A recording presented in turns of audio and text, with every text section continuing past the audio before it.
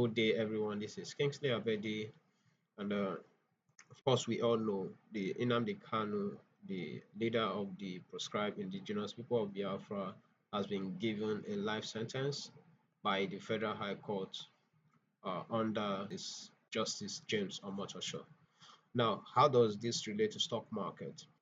For now, the stock market is very sensitive, it's very volatile.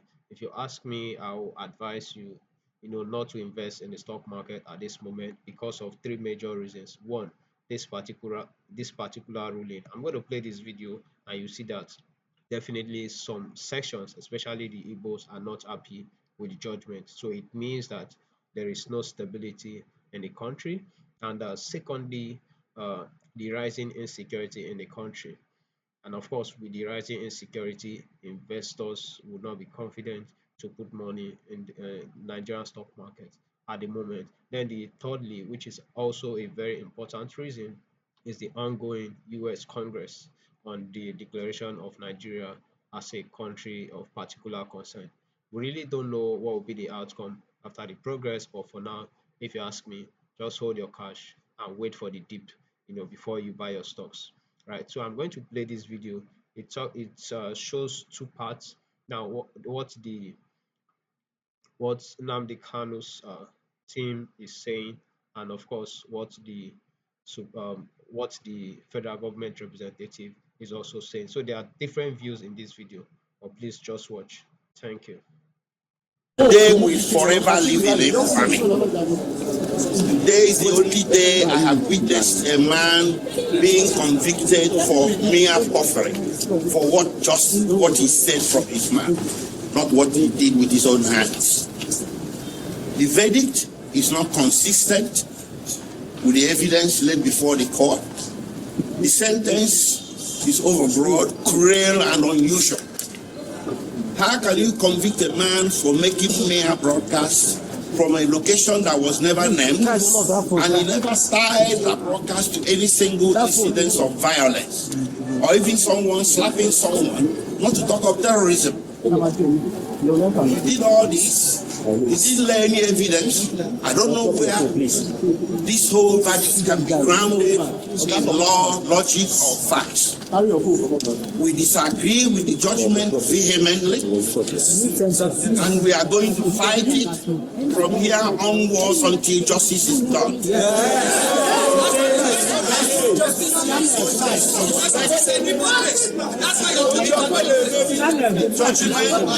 The judgment politics is based on some tribal, primordial sentiments.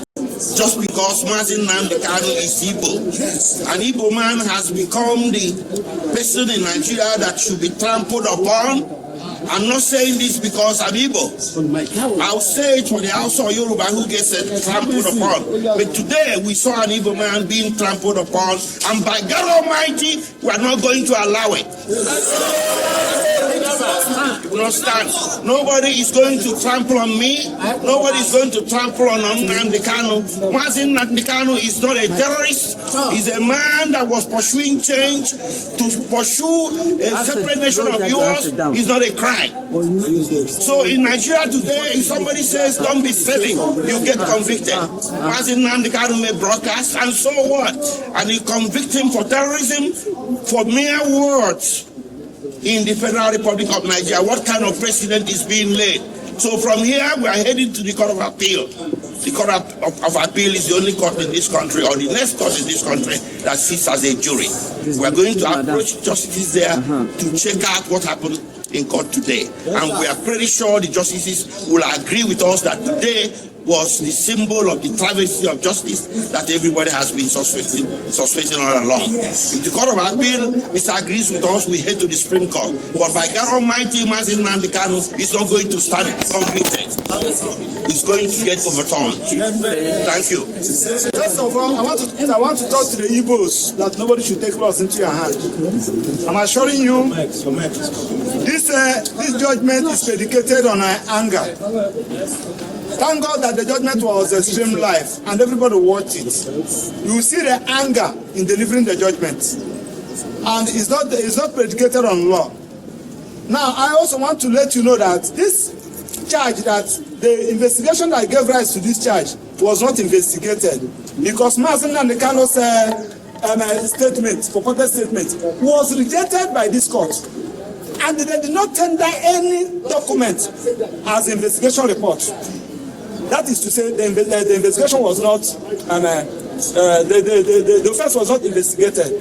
Having said that, also something that happened in court today, Mazi Nnamdi Kanu filed a matter in court of appeal, and he's asking my lord, that particular matter I filed in court of appeal anchored on this particular issue. Please, can you just suspend this judgment? Let court of appeal direct what to do. My lord refused.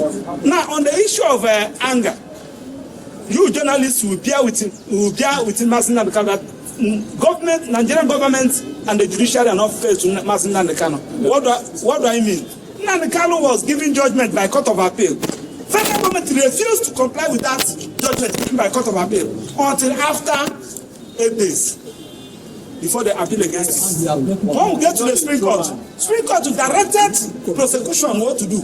Amend this particular charge. Nnamdi Kanu was saying that, please, can you amend this charge? They refused. With the combined effect of all this, I'm assuring you that this judgment will not stand. And the court of appeal will do justice to it. Now, I also want to plead with the judiciary. Nnamdi Kanu is representing himself, because the court has given the prosecution a blanket order to detain Mazi Nnamdi Kanu wherever they want. They should detain Mazi Nnamdi Kanu where we have access to file his appeal, because he has 90 days to file his appeal. And the judge said that the judgment will be ready in the next 15 minutes. I also enjoyed the media. We have the record of proceedings from the day they never came to this place till today. I want you to check the record of proceedings and evidence tendered, reconcile it with the judgment. Now you now see what we are talking about. You are bringing British into this matter, bringing America into this matter.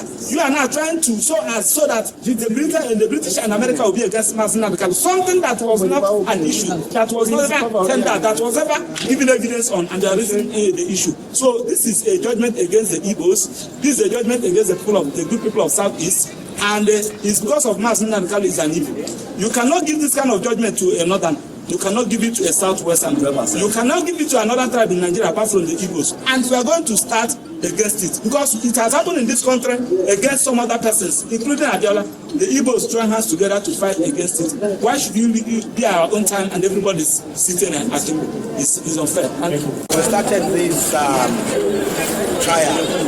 I refrain from speaking to you as press because the profession does not allow me to discuss with you what happened in our way from the court.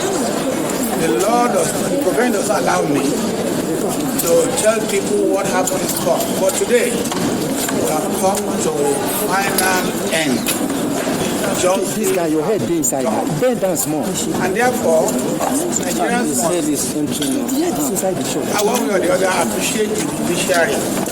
You remember, just last Monday, the president was saying, at any time when Nigeria is in big trouble or facing, the judiciary has always come to the aid to salvage Nigeria. Again, the judiciary has salvaged Nigeria from the clause, from oppression of the scribe IPOB. The court has also pronounced death sentence on Eastern Security Network, which was the military wing of IPOB. Today, God has brought an end to injustice, oppression, suffered by our brothers and sisters from the eastern states of Nigeria. They will not be able to sleep with their two eyes closed. What is important is that every Nigerian must consider issue of security as his personal business. When you look away, when you compromise, or when you show fear, you are encouraging the miscreants, the vandals, the criminals, the terrorists to fester. This issue ought not to have festered for that long. Nigeria is our own country. We have no other country we can call our own. Secondly, It is our responsibility as Nigerians to help the government by way of information. You had during the trial information concerning how several heads of human beings were used to bury a scandal, somebody who is a criminal.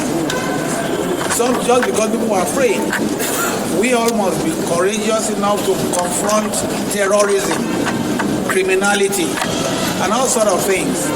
I know that political insinuations or perspective will be put to this matter. I was in court in there when somebody was saying, oh, Yoruba, oh, Hausa, oh, Igbo.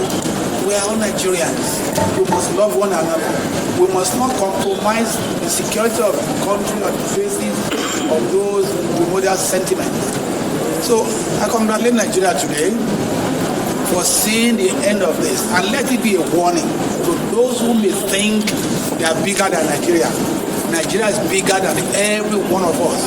The law is bigger than every one of us, and the law will take its course to deal with miscreants, to deal with terrorists, to deal with criminals.